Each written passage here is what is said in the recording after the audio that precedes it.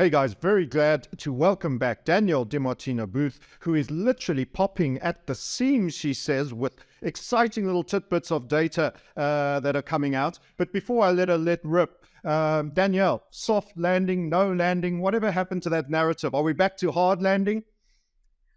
I think we are back to a hard landing, and part of it is self-induced. Every time Wall Street convinces itself that it's going to be able to strong arm Jay Powell into a pivot and financial conditions, of course, ease as a result, you end up with a situation where, and I said this right before the last Fed meeting, people are like, oh, no. The market's already pricing in rate cuts in the second half of 2023. And I said, just give him a minute. He'll talk that away. He will make that, and he has. He has made it vanish, as I said that he would. And here we are with bond rates backing back up, despite the fact that the evidence on the slowdown continues to mount. Which brings us a little bit back to, I think, where we were when we spoke. We spoke in a number of times, but even a year ago when I was in Panama, about it literally is a tighten until it breaks. They're going to be late to the inflation narrative. They denied it's transitory, the whole story. They're going to overcompensate by that, by being overly hawkish for an extended period. They've bought the license almost to keep turning the screws literally until something properly breaks, and maybe even to ignore that breakage for a while and give an extra little tweak before it all goes in. Are we back right there? We really are. We're back right there. And because, today, for example, Redfin came out and said that U.S. home prices are declining year over year for the first time since 2012. So the largest input to inflation has turned deflationary. And yet, Jay Powell so needs, I think his spirit so needs to break the Fed put that he has come up with a whole new inflation metric that nobody used to. You couldn't pull it up on Haver or Bloomberg before he dreamed this thing up. And yet here we have, and it's accelerating, and look, life as we know it is ending. He's gone from transitory to disingenuous because everything that's happening in the U.S. labor market points in one direction and in only one direction. You can manipulate data all you want, and you can try. And I remember heading into the last high yield kind of blow up. Everybody was taking energy out of all of the metrics. Oh, net energy, X energy. Of course, everything looked fine. And I'm like, well, but energy's like 40% of the market. Can't do that. So, but he is actually succeeding in what he's doing. I dare say, with inflation looking hot in Europe, even though we just find out that Germany contracted. So it's amazing to me the damage that central bankers are going to do. It seems like the many sins, because first of all, we denied the official definition of a recession. Then we went into the data labor markets and continued to assert that they're incredibly strong when there's actually this contentious aspect of the non-farm payrolls diverging from other surveys around labor strength, isn't there? So we're going for many, many lies. It seems like a game of chicken where they can continue to assert, I feel no pain, and the other one is they're having a pain contest with the euro. How much of this is to maintain some degree of dominance and heat in the dollar on the basis of all that is happening with regards to the BRICS, the Chinese, the Russian, and everything that's going on there? Well, I think it definitely the dollar definitely plays into especially the result of what Jay Powell is doing, but I don't think it's its main motivator. I think he cares less than his predecessors. I really believe that. And that he believes that this is a higher calling. And so far, so good. It's one thing to say, oh, gee, look, wonderful. We've had 51 bankruptcies in the last 3 months. The last time we had that was 2009. Jay, you're doing a great job because nothing has blown up. It is a controlled demolition. And now we have commercial real estate jumping into the fray, and they're strategically walking away from one building at a time. This is Jay Powell's dream come true because it's controlled. It's controlled. And if he can manage to basically freeze out the securitization markets and put lending back in the hands of banks and take it away from the non-banking sector where they bend the rules, break the rules, do whatever they need to do because they're unregulated. Who cares? If he can wrench control back from the shadows and put it back into the conventional banking system where Fed monetary policy actually exerts some force of control, I'm telling you, I maintain that they will change the name of the Eccles building. Fascinating. Incidentally, we have had a bankruptcy in subprime cars, Willand, haven't we? Which is actually now $1 trillion plus lending book. I know from my visits to the States that many people just know what their payment is and have 70 months in some instances on trucks. And you're probably only... I'm interrupting. I'm being extremely rude. 90 months. 90 months. It's a mortgage, but they exist. 90. Somebody sent me a term sheet that showed a 90 month term. 90 is the new 70. Wow, that's phenomenal. And how much of the car are you buying in that 90 months? 40%. Exactly. I mean, that's exactly the point. So last week I wrote a weekly, and it was.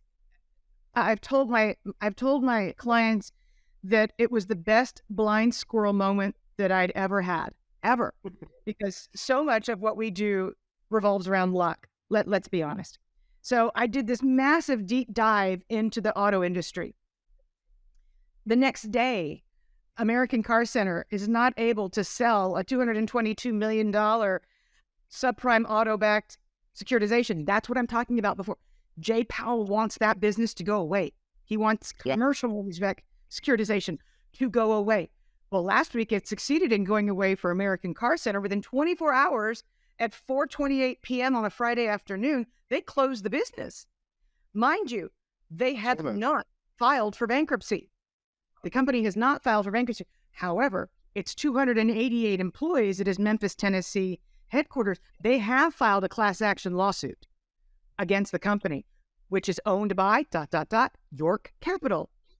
I tweeted out last weekend, if it was the 20th largest hedge fund in the world, by the time the dust settles on American Car Center, it might be the 21st. So, but again, the company hasn't filed.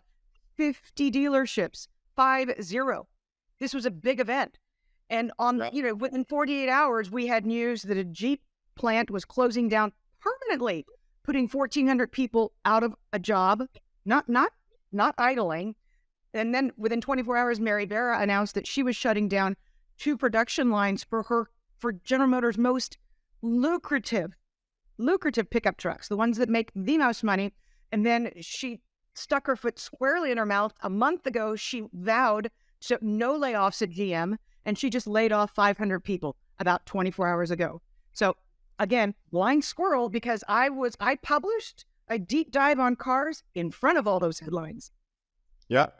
In the headlights, you said it all. And now it's a read my lips moment for her, it seems like, with those layoffs. And surely there's more to come. By the way, we've also got Tesla, the premier vehicle maker that missed its number and is now discounting.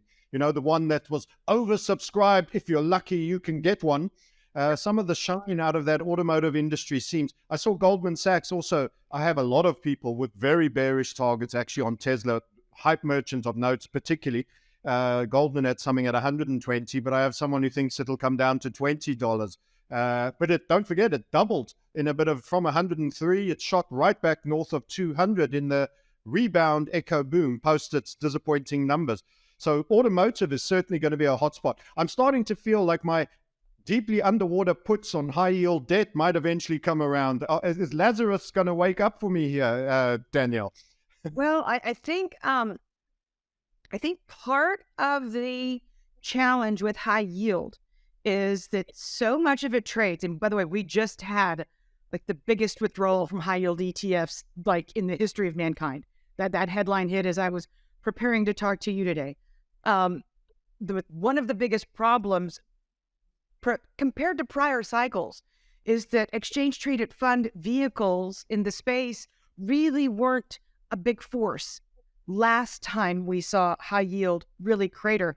Now they are. What does that mean? There's something very pragmatic that it means. It means that the 20 or 30 largest individual issuers within HYG, JNK, within those are the bonds that trade. Those are the only bonds that need to trade. Those are the only bonds that can trade. Because once you get underneath those 20 or 30 big liquid names that are fully owned by these ETFs, they're trading by appointment only. In other words, you could end up having a systemic moment if redemptions got past those 30. But that's not actually my point. My point is investment grade spreads only reflect what trades. Yeah. And that's what you're saying is there's no liquidity. There's potentially no bid under that. And they're OTC purchase or valuations. It reminds me of the Big Short movie where right in the dying moments when Michael Burry has been waiting out of Goldman for ages to get the valuation on the garbage he shorted, that was the worst of the worst. And they never got back to him. And then long after he's out the office, there's that voice leaving a message at, oh, sorry, we haven't got back to you. Yes, and and then they actually gave him a real valuation for the first time. And now that they'd laid the risk off for somebody else, that was a big tell moment because it just refused to acknowledge the true value. We don't have a mark-to-market basis on this, do we, essentially? We don't. I mean, can you imagine being a U.S. public hedge pension fund manager right now, watching Blackstone, watching the company that had PIMCO's building, watching these companies walk away from entire office skyscrapers as a means by which to negotiate? I mean, public pension funds have been at the forefront in the last decade of piling into private equity, real estate private equity. Yep. And they're watching because nobody knows what the value of these buildings are, but the contracts were originally designed to be effectively non-recourse. That's why people can walk away, send the keys back. Okay, if you're not going to come to the table and negotiate a realistic price with me, fine, take the building. I think it's going to become an epidemic. Yeah. I actually think there's too much commercial in the urban areas. Surely a lot of this is going to get repurposed as residential in time. I mean, the banks have retreated. We've had bank branch closures. We've had all forms of things. We've got people working more from home. We've got such huge trends that have flipped over here. So, yeah. The problem with most office buildings is you'd be better off tearing them down. Yeah. I'm not even speaking tongue-in-cheek because office buildings tend to have offices inside of the building. I've gone through this with a commercial real estate expert. It's prohibitively expensive to convert these to multifamily. Yeah. And be green at the same time because they're two different.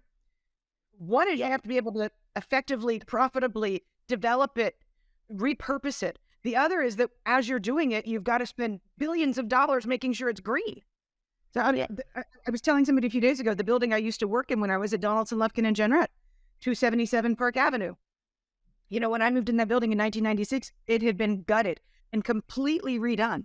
My view is that that's going to be one of the buildings that goes very quickly. It's got to refinance in 2024. JP Morgan Chase, the main tenant, is gone, moved into its new building, and the city of New York, in its wisdom, has told it that it's going to be assessing a $1.35 billion fine on January the 1st if it cannot become green compliant.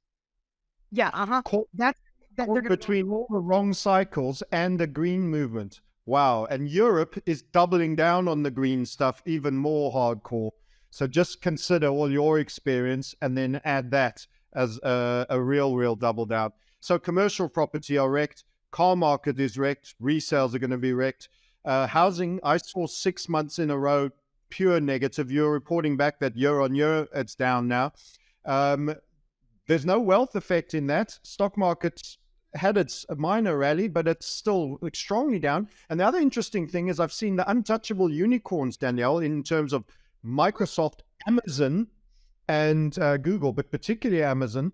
They're just not getting their bounce and they're continuing to work their way lower. So the tech unicorns are now, people are looking a lot harder at the valuations and the growth prospects in a failing retail consumer. I think you once used the phrase, we're going to have a retail consumer earnings-based recession. Surely that isn't isolated. That's contagion into everything else. Oh, it has to be contagion. And, it's interesting. I was listening to Tom Keene, and this morning I was in my car. He was on Bloomberg Savannah on the radio, and he was giving a pitch for a company that does these employee retention credit. And what they are is they're business income tax refunds. And I'm laughing to myself because it's, at this point, it's just fraud. And they really run out of companies to legitimately file for. And by the way, companies are not supposed to get compensated for filing these claims on behalf of companies, because this is a federal refund. There's a reason I'm telling you this, I promise.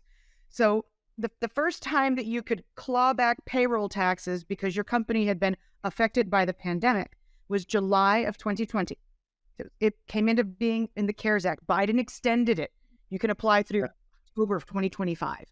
But from the 30 months before July 2020, pay close attention, $174 billion were paid out in business income tax refunds in the 30 months prior to July of 2020.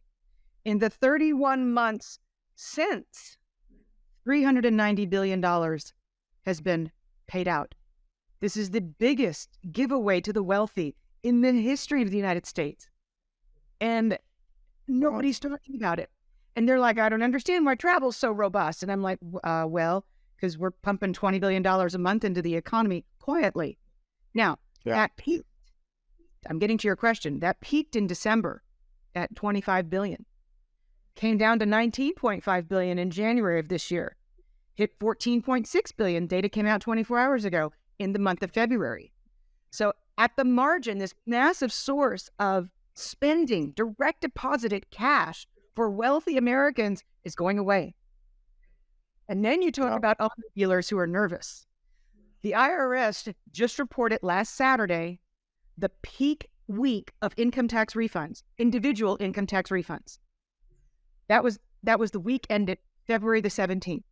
The average refund is down 11.2% year over year. That's when you see more automobile dealerships start to go out of business, because these used car loans have 140, 150% loan to value ratios.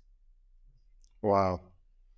There's no good way out of that. That is a subprime situation, isn't it? And we're seeing, according to Discover Financial and others that have prime lending units, we're seeing delinquencies creep up to the prime borrower. Again, Uncle Sam's finished sending money out, and they just had a big cut to food stamps that was imposed on March the 1st as well. The average U.S. family that was in receipt of food stamps beginning this month, March, is getting $250 less. Wow, that's hard, especially under a Democrat government. That's cutting on the food line people. That is truly brutal, and that's a crime indicator amongst other things as well.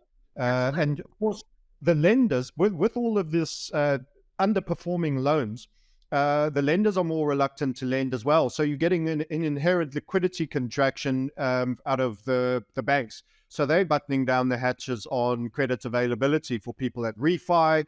I heard a stat, I think I read it, might have been a Zero Hedge article or whatever the source, 70% of businesses need to roll debt during the course of this year, and they're going to be facing the new interest rate environment as a welcoming party. How'd that work out? It's going to get very interesting for the private debt industry, which, it doesn't matter what talking head is on TV, if you dare unmute it, but they all talk about the diversification attributes of the private debt market. I'm like, these people don't understand that loans have been made at they were high interest rates at the time that they were made, because this is private debt to small and medium-sized enterprises. They couldn't afford it then. They sure as hell can't afford it triple. No, exactly. As you say, there will be a big margin on a very low standard variable rate, but as that standard variable rate has gone up, so they're absolutely unaffordable as well. So defaults to accelerate, don't you get it? In my worldview, mathematically, that just sounds like a parabola of form, because there are also knock-on effects within all of that. I mean, for instance, I mentioned the 51 bankruptcies in the 3 months through the end of February. That only applies to what Bloomberg tracks, companies with at least $50 million in liabilities. You go down the rung to Chapter 11, Chapter 7, Chapter 13. Those filings in the month of January, they look like a hockey stick.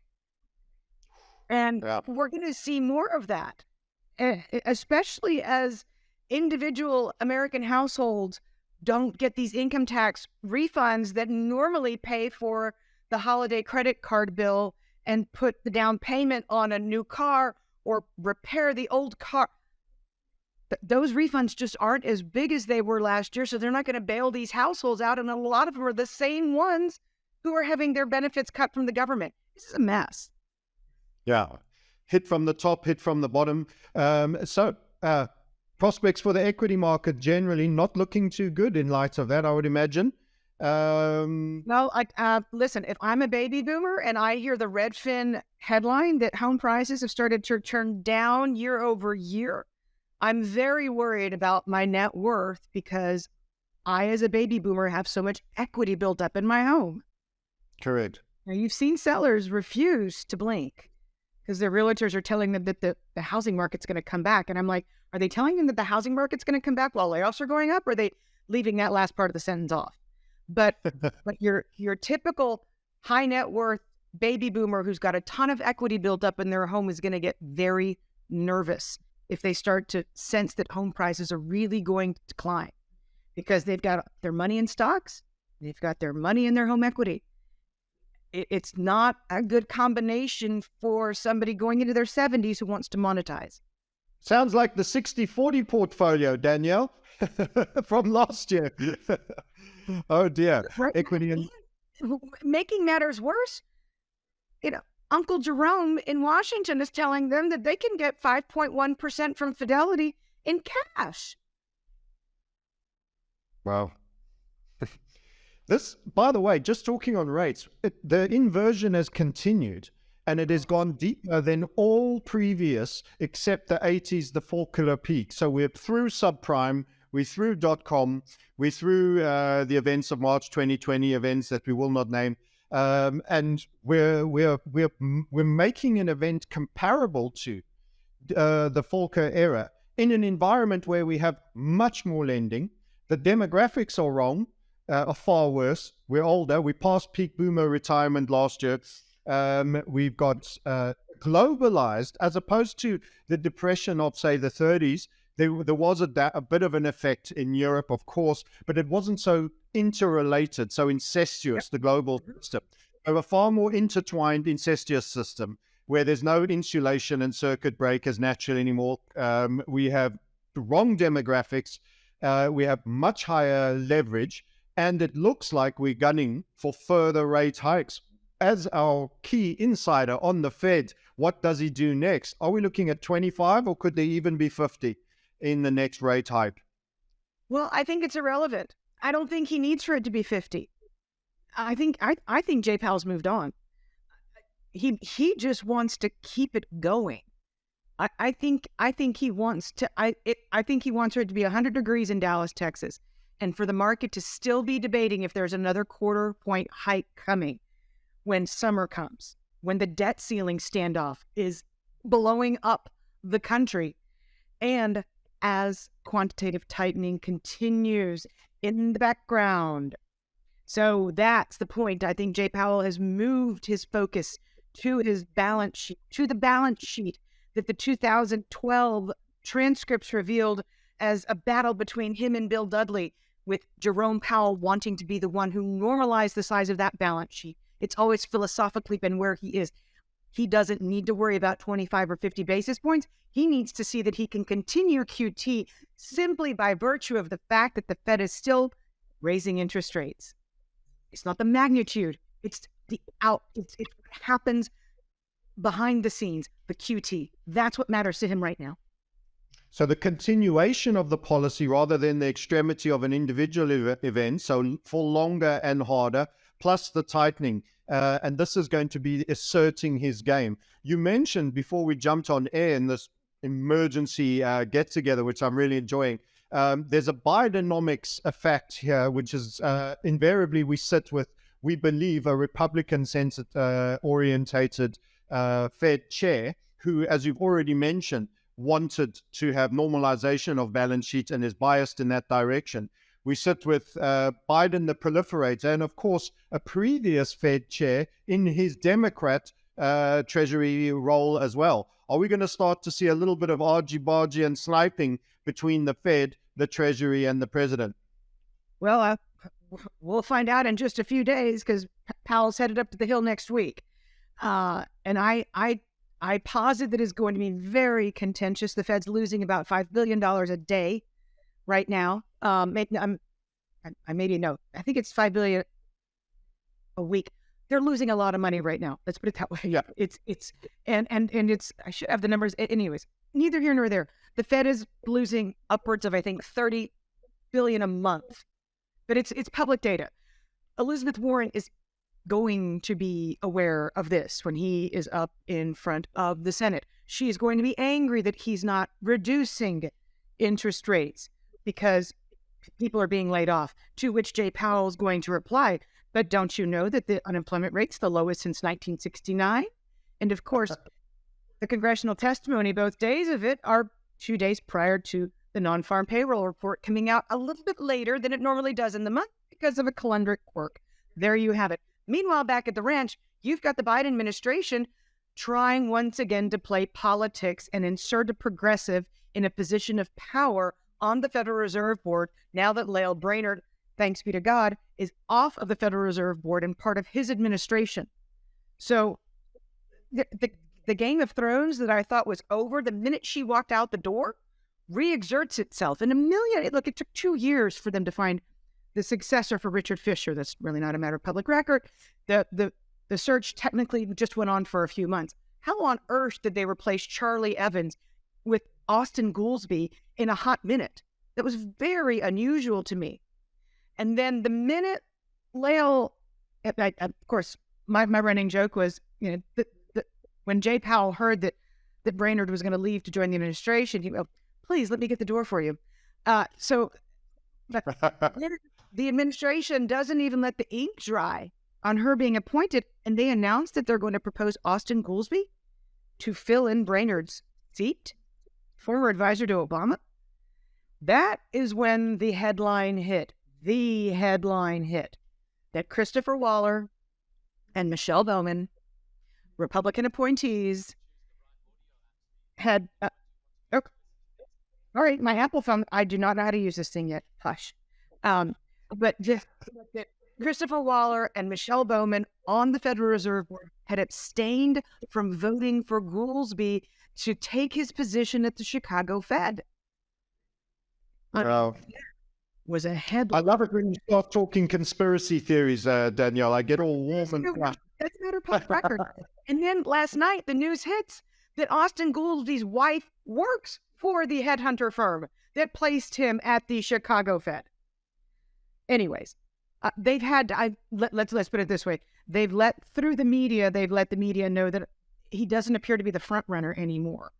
But I'm just stupefied after the damage that it did to the real economy when Biden had Brainerd and Powell fighting to see who was going to be chair. I'm stupefied that the Biden administration would go back to being more political than Trump in trying to influence the makeup and the construct of the Federal Reserve Board, which by law of 1913 is apolitical and independent. But yet here we are. Fascinating. Yeah, so we can see this political tendency causing some ructions in the Fed potentially going forward, and maybe some more hot war, more out in surface statements for the crowd. Maybe there'll be a bit of playing to the crowds, the bleachers, in as things turn down, because there's always a blame allocation when the hard times come. Everyone wants to claim credit. You've never had it so good on some good data stats. I think Biden was crowing on the big non-farm number. I think, was it last month or the month before, over 500,000.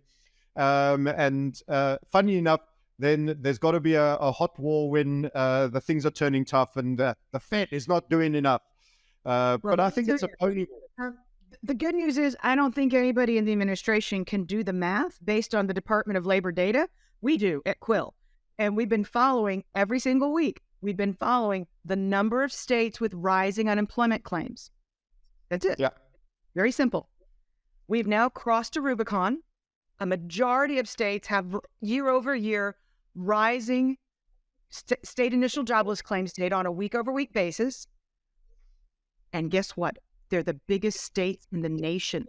73.88% of the U.S. population is living in states rising on. I haven't even published this. It's being published in the morning. 73.88% of the U.S. population is living in a state where the number of people collecting unemployment insurance is rising year over year. That's a fabulous stat, and that's breaking news. Well done. And thank you for sharing it with us. So in essence, it seems this contradicts greatly to the very flushed, everything is awesome, non-farm payroll statistics that we seem to be getting, which is what we've always considered, that there's a divergence in the labor stats, because Jay seems to have lent very hard on NFP numbers for justifying his red hot employment market that is sometimes referred to. So it certainly feels that the braking may already be in play and possibly not even reversible, even if they were to stop right now and revert to cuts. So the dominoes have started to fall. At what point does it get acknowledged? At what point does it get critical? And what is the defense? What should people do? Many of our people are managing their own personal finances, apart from homes, making sure you have a fixed loan rate and not a variable rate, possibly not buying that investment cottage that you were thinking of and all of that basic and obvious advice, not buying a new car with a shotgun finance, maybe looking at some knockdown secondhands. But what should people do? What's the best strategy? Because gold goes down in this environment. If it's disinflationary, we're going to see people chase the liquidity. It's just a question of maybe you go down regardless, but some things less so. How would you position for this? It's very, very, very difficult to position for this. When I was aggregating the data to find out what percentage of the population was in these states with rising unemployment, right beside the column where I was doing the research showed states that were losing population, like the state of Illinois. And it reminded me that in certain situations, you need to be sure, if you are a resident of the United States at least, to take advantage of very well-run states that are seeing growth, that have funded public pensions, unlike the state of New York or the city of Chicago. So there are opportunities to look for bargains in municipal bonds. They're hard to find right now because there are so many places offering north of 5% on cash. All four of our children and my retired mother, all of them are learning about the beauty of compound interest because it's actually a thing. When the kids were growing up and I was working at the Fed, I would try and explain compound interest. I'd be like, well, but we're stuck at the zero bound, kids, so I can't really show you how it works in practice. Now you can. And I tell people that as boring as it is, if we're just at the beginning of a layoff cycle, and especially if China's not coming to the rescue of the global economy, and you cannot have a discussion without weaving that in, right? If you look at the Bloomberg Commodities Index on January the 31st, it peaked, and it's been coming down ever since. China's not going to rebuild itself again, and India's not ready. It's just a fact of life, folks. So we saw that. Actually, we have a technical setup on that Bloomberg Commodity Index with a downside break, which was quite ironic because everyone was talking about oil and, be positioned on energy and uranium. And it was all about it when we're looking at this and we're going, that looks down, which is why I've been of the view that a lot of things are breaking already below the surface, but they seem to have done a very good job of throwing a media blanket over this. And we sound like the manic street preachers of doom that never gets there. But actually, it seems it is there. It's just under the surface to some degree. Is that true? It is under the surface. And, for the life of me, I don't quite understand why even typically balanced financial media outlets, the Wall Street Journal finally ran a story that said, maybe the official data on the job market isn't what it seems. I'm like, you're just now doing this. Is it because the bankruptcy numbers are now undeniable? But I've never seen the media, the financial media, so united in presenting a front that really, the U.S. housing market has turned.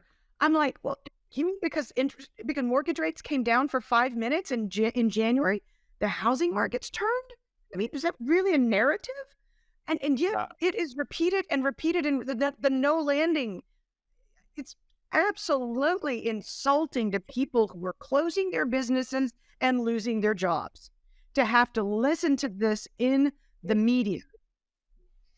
I've got a theory on that a little bit. I want to show you a chart, if I may, Daniel. You'll recognize that it's John Williams of Shadow Stats. And actually, he does great work. And it's funny because he marked the watermark, his baseline was Reagan around about 1982, which coincided with the late 70s into the gold peak and the Volcker peak of rates. And if we would just jump on it, so largely the rates were running pretty similar here. From 83, they started to diverge. The blue line being the shadow stats, the alternative, and then the red line being the official measure. And in actual fact, if you have a look at shadow stats' peak there, we were literally midpoint between 20 and 15, which mathematics said, it's not the most accurate scaling, but mathematics says you're at least 17, if not 17.5 on that high mark in 80s, early 80s, and that's of an official US state basket. Yes, it's no longer used, but comparing like for like, we're actually at Volcker levels of inflation, aren't we? And possibly even beyond if we've had a 17.5. Our interest rates have to or should be significantly higher if it was not for the financial engineering and the scale of the debt. Talk to us around that as an understanding. And I'll send you this table after we finish, but in all actuality, you mentioned earlier the depth of the inversion of the yield curve. If you look at that in basis point terms, the difference between the 10-year and the 3-month, and then you divide that into the 10-year yield, well, on a percentage basis, the yield curve is more inverted than it was at its deepest point of inversion in 1981. Currently, at its deepest point of inversion, there was a 22% inversion. Today, it's 24%, the inversion. So I understand that on a nominal level, yields are not where they were back then. But in terms of how inverted the curve is compared to where rates are now, we are tighter than Volcker was. Really? Wow. But it's remarkable. It is. So, I mean, and actually it points to the fact that they've done such a good job of throwing the media down on this, that part of inflation is also the psychological aspect of people's reactions to inflation. So if you and I both know this and we're aware of this, we would stockpile various things. We would see cash as something to be disposed of for future consumption we're going to need, particularly necessities if there's a real loss of income going on.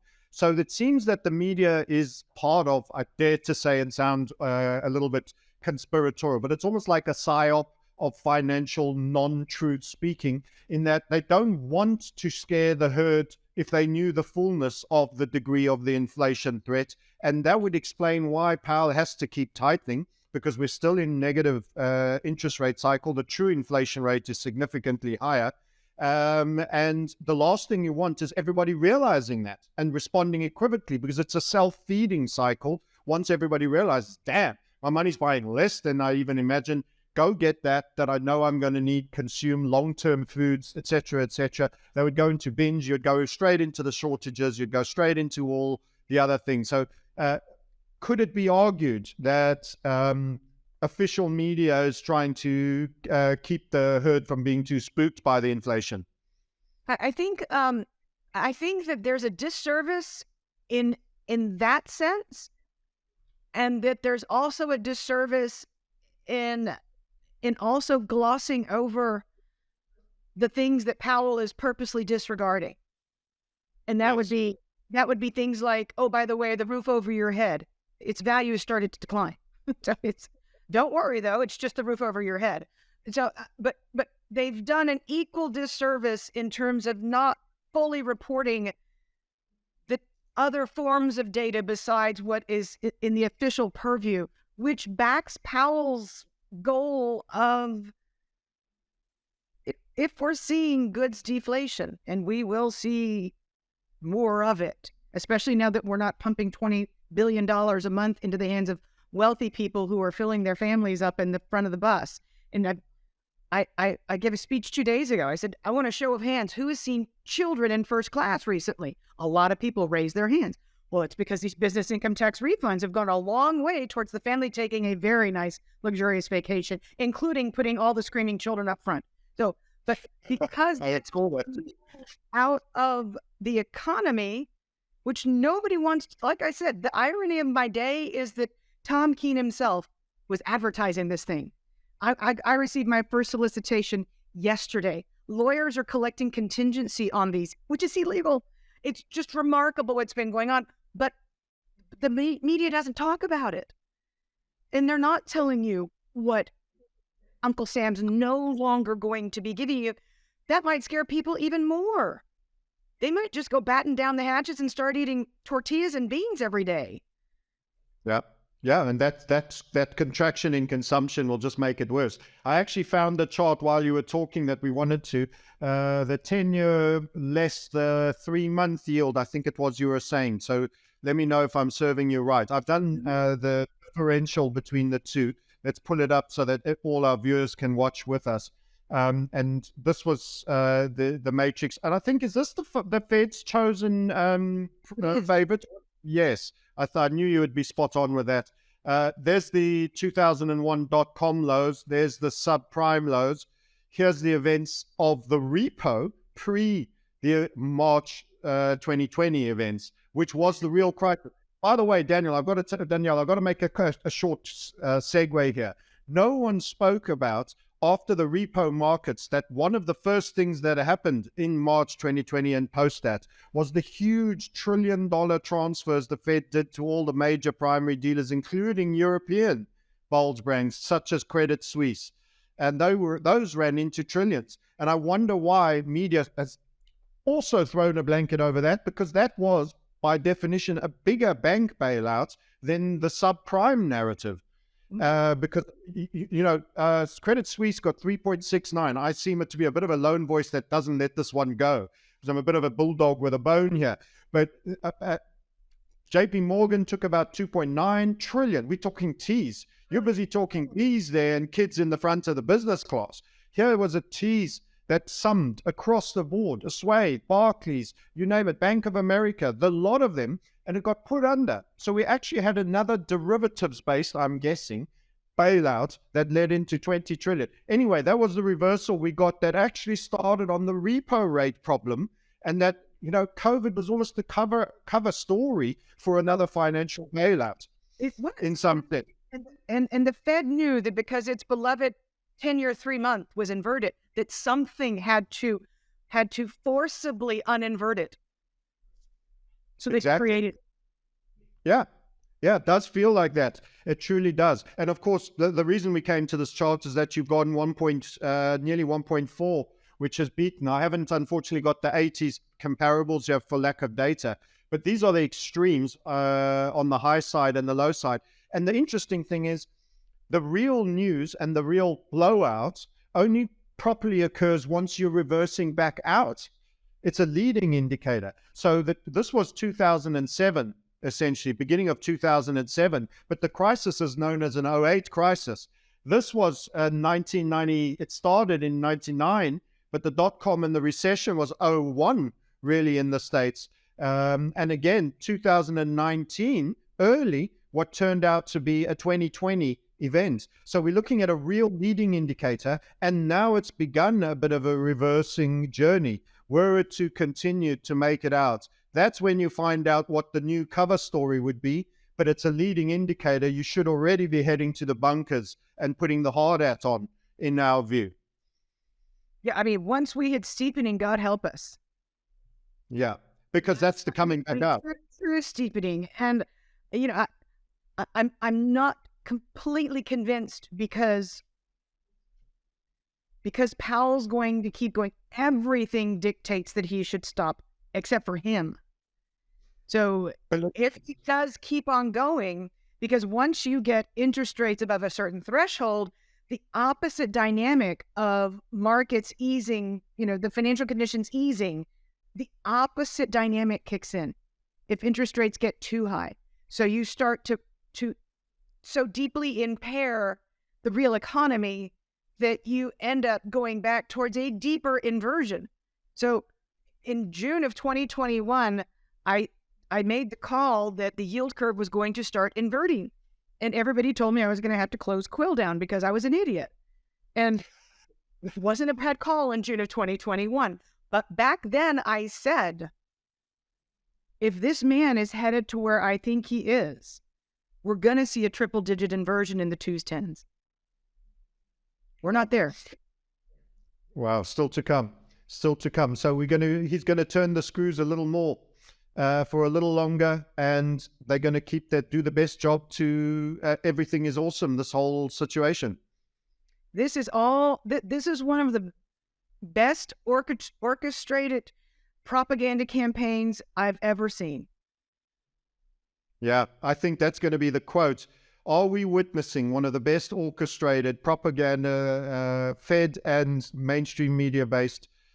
Because to me, that's the narrative. I feel like I'm living in a PSYOP world because I can see things are turning down. And I'm sitting as a YouTuber, someone who's just monitoring news flow of a country far away. Imagine how the people closing their businesses feel. They don't see Jay Powell's booming labor market and everything else.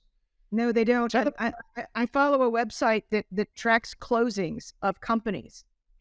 We've had 10 Walmarts closed so far in the year 2023. On average, they employ about 300 people. But on average, you're seeing 10 small businesses close every single day. The highest run rate, it was once the highest run rate before 2009. It has surpassed the 2009 daily run rate of small businesses shuttering forever. Wow. And the effect this has on the community. You mentioned before, if you're going to be reducing a family's income by $250 a month in terms of food assistance, there's a lot of potential for social unrest going on right now. It feels like a plan. It does feel like the plan. It does feel like this is the big one. It does feel like the launching pad for the UVI and the central bank digital tokens as a result of solution to the problems we're about to encounter. I have to say, it does feel like this is the big one. What are you going to be doing? Oh, before I take you there, China, you mentioned China. Why is China's reopening not going to, in terms of growth, what was your key observation? It's not going to benefit America so much.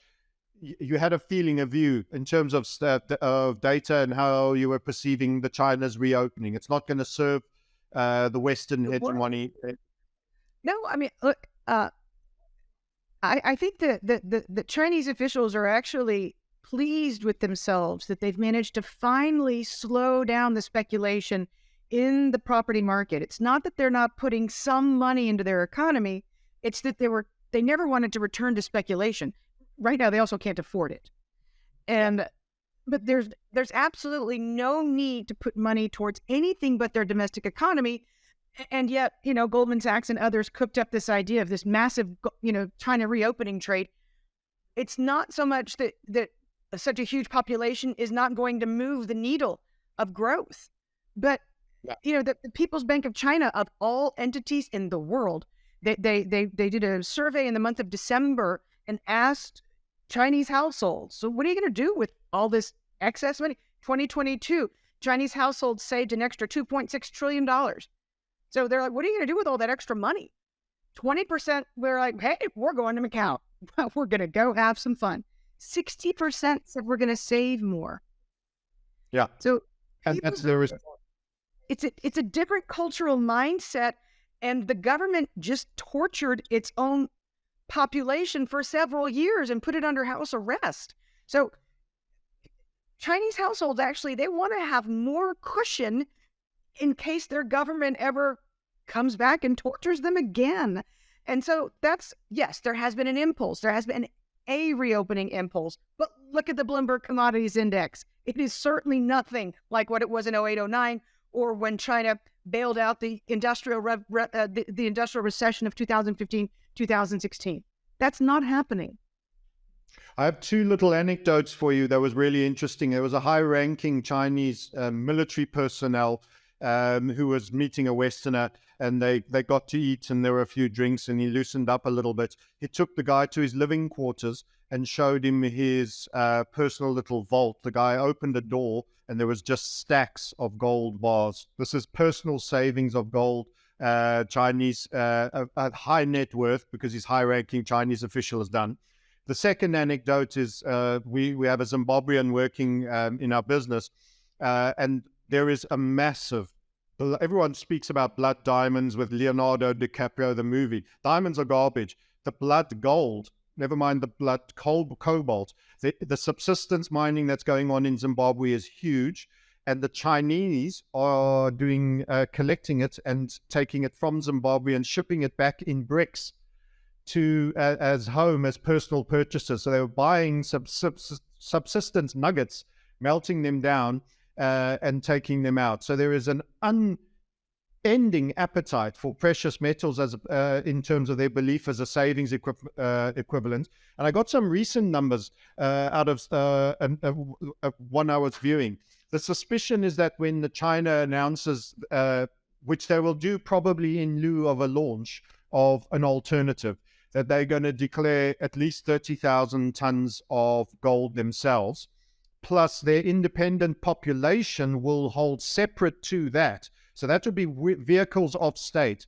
The separate population is assumed to hold a further 23,000 tons amongst the citizenry, which the communist government will no doubt consider as collateral of their own in some form. So you could indeed have in and around 50 plus tons, and that Russia will be at least 12 to 15,000 tons of its own accord, not including any private holdings. So you're looking at just those two major nations looking to be around 70 plus thousand tons of metal.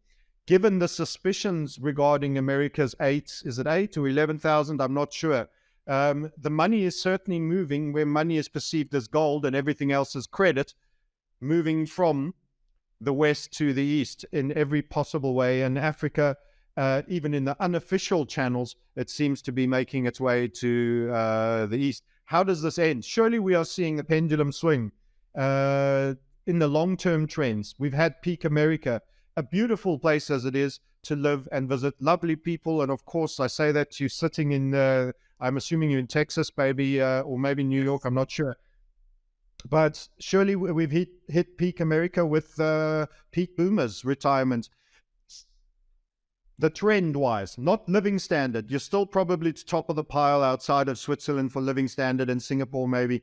But trend, are we peak trend? It's there is certainly an argument to be made that we are, and the United States did not do itself a favor by making the sanctions fairly toothless, but yet making sure the Russians knew that the Fifth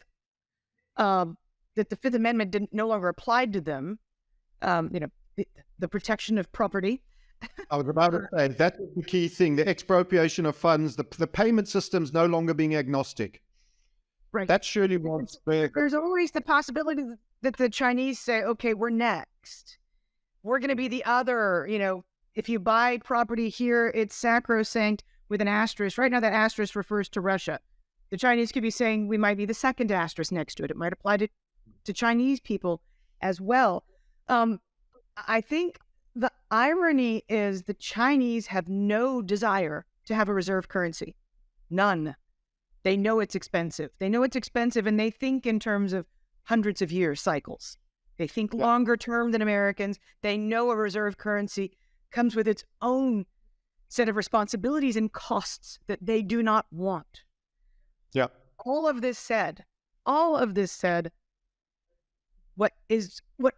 keeps the United States from not being peak is the rest of the world's perception that there is something sacred and that there is value to be kept in the US dollar. Now, it's a perception, but it's also a perception that is backed by almost 90% of all currency exchanging daily occurring in dollars. Now, on a practical level, I don't watch the percentage of reserves held in dollars. I don't watch any of that. I watch the biggest market on planet Earth, $7 trillion of daily volume, almost 90% of which is transacted in dollars. On a practical level, I'm just being because I hear you. that in deficits matter. If we pretend like they don't, we will eventually lose our position. So I don't deny that. All four of my children have to take Mandarin, for God's sake. I don't deny this. But on a practical level, the United States maintains its hegemony because of how the biggest market in transact. You don't replace liquid markets in key instruments overnight. You don't get out of a habit of transacting overnight in dollars, and you don't replace those things overnight. However, when motivated, people will work very hard. We've already seen, for example, in the gold exchanges, COMEX is almost a non-delivery exchange versus the Shanghai is a highly delivered exchange. And we can expect similar movements away from in time. It's going to take a lot more development in depth of other markets for that transition to occur. And for now, trust and engendering trust in that, to me, is what's key, is for the rest of the world to perceive that their money's safe in China, in theory. That's why I think it, like you say, I don't believe China wants it to be all on them. I think it is going to be a coalition of many, so that people feel they have a diversification, and China will just be a potentially dominant player, and that they'll back it up with gold and silver. Your choice of blouse for the day is the encapsulation of what they'll do to try and engender trust. Gold will be the final trust, and they will try certify it, register it. Each issuance of CBDC, whatever, has X amount, and they're going to go back to at least some degree of gold backing, I suspect, as a way to engender trust. Is likely a hot war, by the way. Yes, because then that is a declaration of financial war. People have to view the dollar and the financial system as one of the weapons of the military-industrial complex, or vice versa. The military-industrial complex is the physical punching arm of the financial system.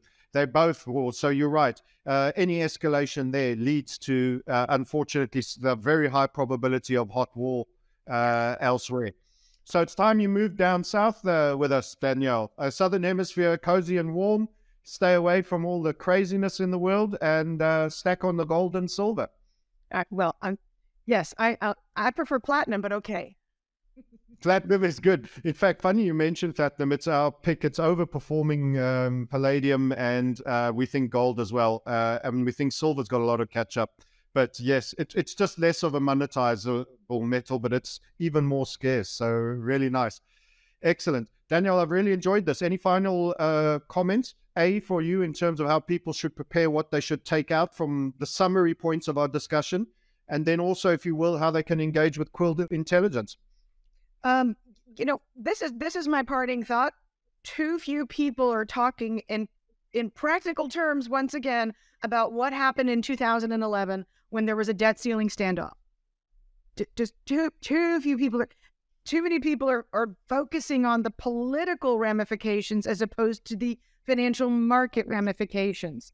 And they're two different beasts. And if there's anything that McCarthy has taught the world, it's that he's patient. And patient with these types of negotiations is toxic.